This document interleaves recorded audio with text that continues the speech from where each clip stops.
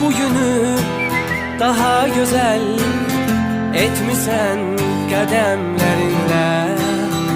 Arzular səslənir sənin doğum günündə.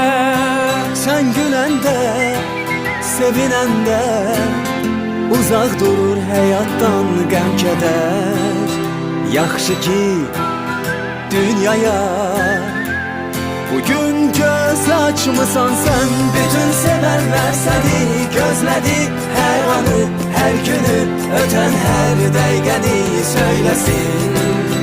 Ad günün mübarək, hər yaşa sevincinə qədəm at. Ürəyi səninlədir, doğmaların, dostların, yaxınların, sevənlərin təbrik eyləyir səni. Ad günün mübarək.